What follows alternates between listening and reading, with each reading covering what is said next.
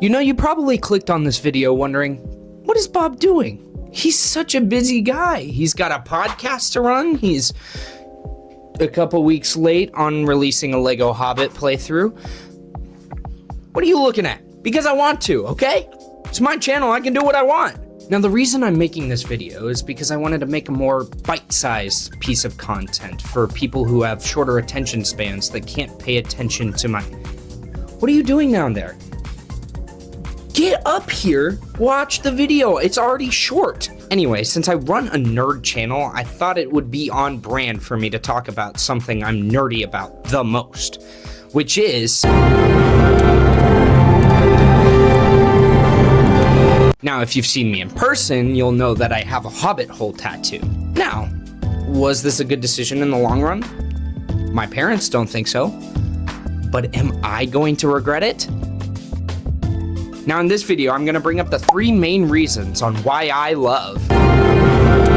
Could be a hot take, but I really don't think there's a question on who the GOAT is.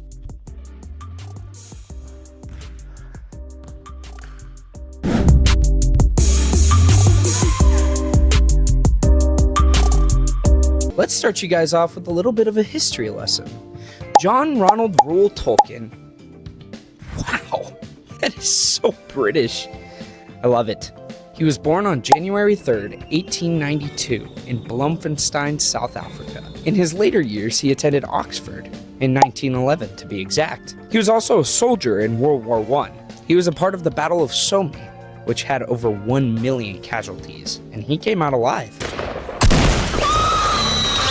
He went on to write The Hobbit, which to this day is the best-selling book of all time, his magnum opus, The Lord of the Rings trilogy, The Silmarillion, and many other smaller stories taking place in 1926, he met a fellow writer by the name of C.S. Lewis. I don't think you know him, he's pretty niche.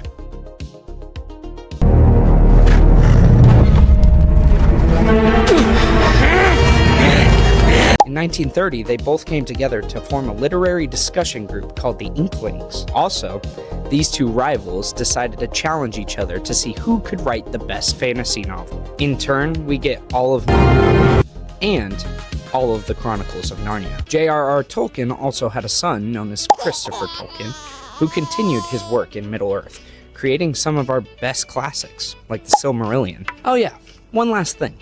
If I couldn't flex this guy's aura enough, he created languages for fun and then built the fantasy world around it. You know what, we'll get into that later, but yeah, that's pretty baller if you ask me. Now, after my most recent reread of The Hobbit and The Lord of the Rings, I realized something. Mr. Tolkien was dropping some bars.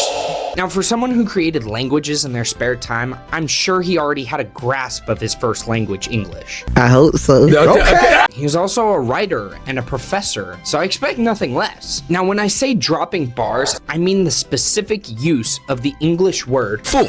Truly a beautiful insult that doesn't know the bounds of space, time, race, or gender. It can be used as an insult to your friend that you care about deeply for, or someone you loathe entirely.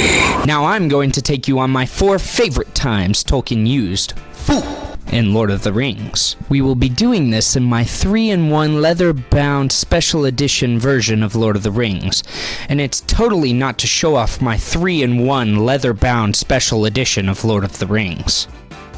Our first use of the word fool is an absolute classic. Fool of a took. Throw yourself in next time and rid us of your stupidity. Now, do you remember what I said about loving someone deeply or loathing them entirely? I don't know what Gandalf thinks about Pippin. This next one is another instance of Gandalf using his favorite word. Fly, you fools!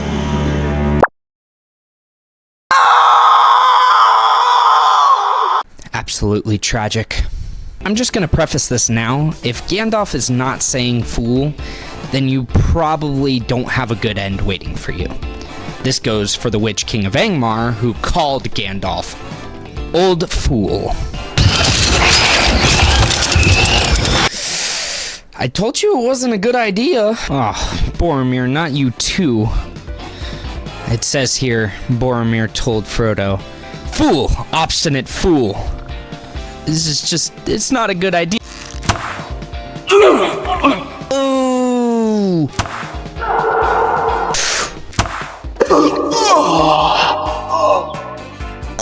Oh, man. Come on.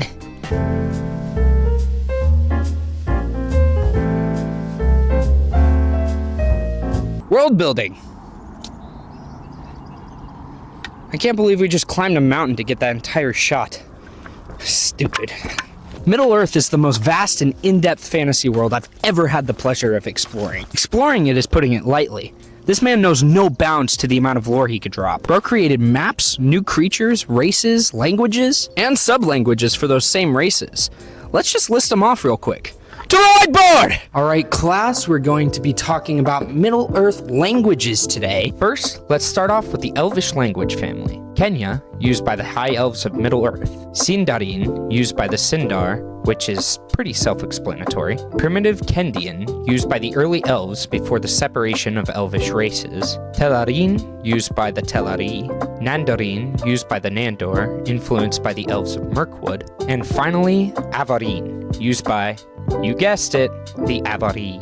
Now, let's move on to the Manish language family. First, we have Adunaic, used by the Númenóreans, the race of man that Aragorn would eventually hail from. Next, we have Westron, which is the common language used throughout Middle-earth, by hobbits, men, elves, dwarves, pretty much all of the above. Rohirric, used by the men of Rohan. And finally, we have Taliska, which is the early language used by men of the First Age. Now let's move on to some other assorted languages. First, we have Kuzdul, used by the dwarves, Black Speech, the language hailing from Mordor, Entish, used by, surprise, the Ents, and finally, Valarian, used by the Valar. As we'll talk about later, is Gandalf's folk. So that's about all of them. Any questions? You. Why are you wearing a Ferris Bueller shirt if you're talking about Lord of the Rings? Ethan, did you raise your hand because you thought you had to ask a question?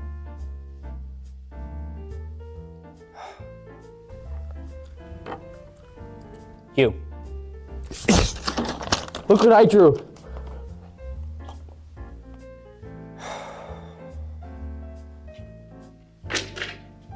He would create these entire people's history, mythology, bloodline, part of the world they hailed from. The crazy thing about it is that none of it felt out of place or like an over-explanation. The brilliance of Tolkien's world building lies in the fact that he made this an era of the world that history long forgot. Even in the prologues of The Hobbit and The Lord of the Rings, it goes into detail on how these mythical creatures disappeared from the modern world. Saying that Tolkien's world building is extensive is actually a bit of an understatement.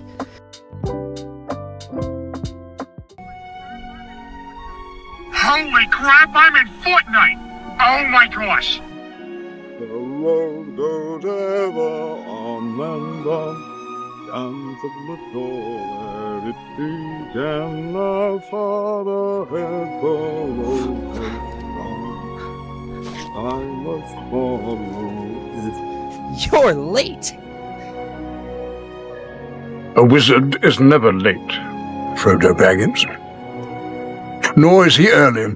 He arrives precisely when he means to. All right, Gandalf, I've heard this spiel 1,000 times. Can we pick up the pace a bit? I got some characters to show off. Well, I never. Well, you do now.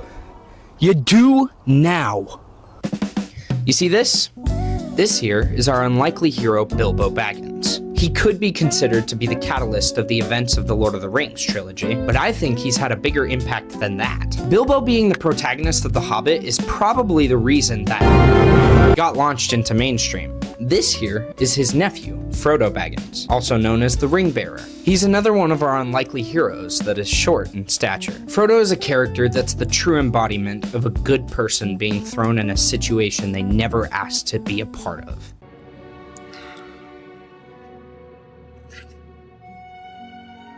I wish the ring had never come to me.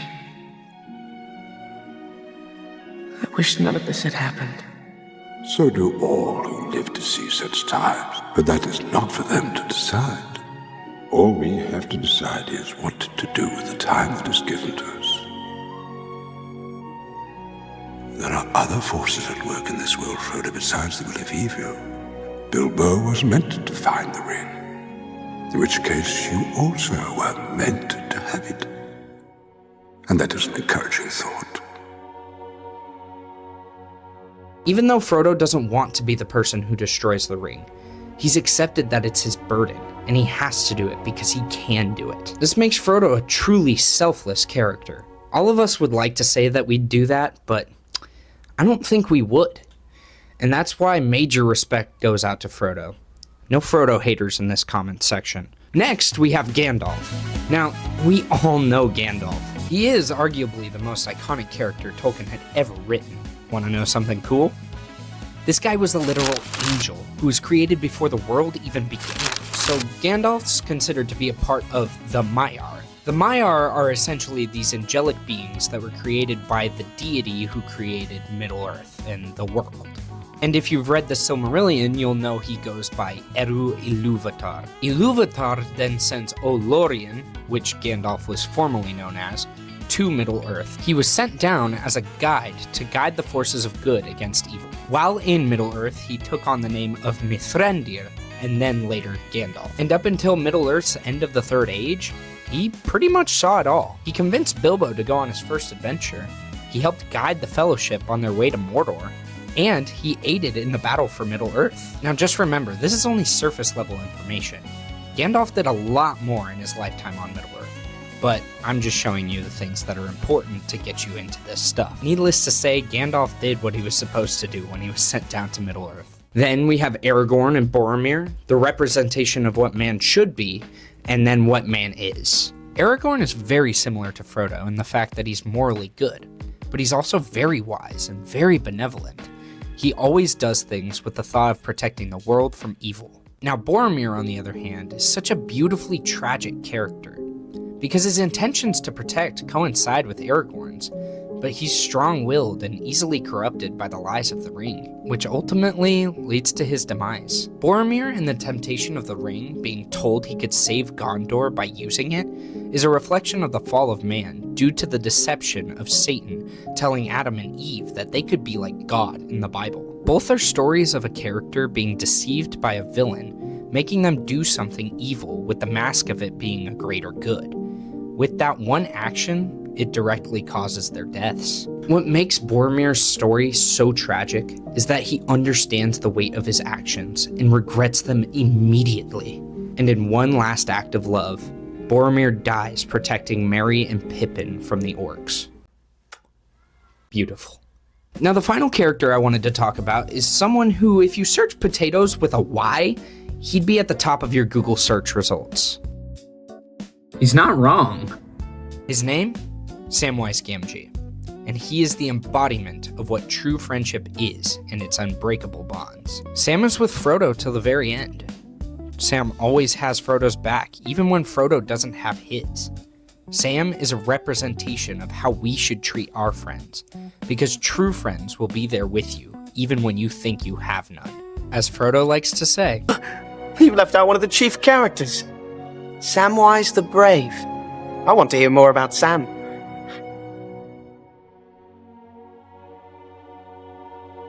Frodo wouldn't have got far without Sam. the best part about Sam is that he gets clowned on in the books and in the movies by all of his peers. But in the end, he's the only one that can defeat Shelob. That's something that no one has done before or had done since. Oh yeah, I forgot. My brother literally walked to Mordor to destroy the ring with Frodo, just to get a smidgen of hope to ask out the girl he had a crush on. That last part was a joke, but you see what I mean. Sam is so beautifully written. I respect him so deeply as a character, and I try to emulate him in my everyday life. But at the end of the day, I think I tend to be more Bilbo-like than anything. I miss my books. And my armchair. Needless to say, Samwise is one of my heroes. You know, they say never meet your heroes, but I kinda did. Well, I met Sean Astin, of course, but still, I mean, that's pretty cool. He's a great man. Very nice man. Okay, so that's a very condensed version of what goes on in my head when I start to think about... I know I didn't get to cover really Tom Bombadil, Fall of Numenor, and Celegon the Black. God, I love Celegon the Black.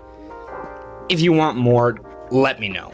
Anyway, guys, I had a lot of fun making this video. I hope you enjoyed this video. I had to take a lot of time out of my weeks yeah, weeks. And I need to get back on the horse of video making so I can, you know, possibly make this something more permanent.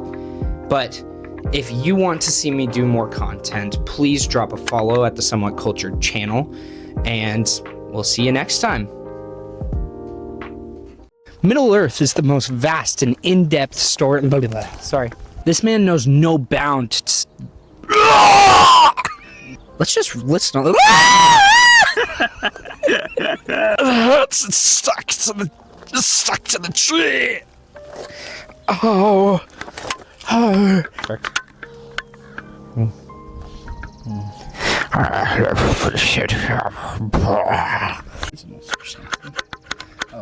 hi.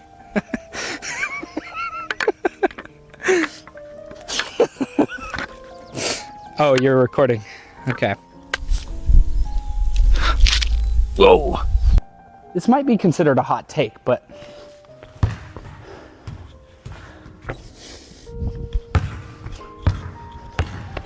the first language we're going to talk about is... Oh no. Testing. 1, 2, 3. 1, 2, 3. Why are you doing this to me? Please work.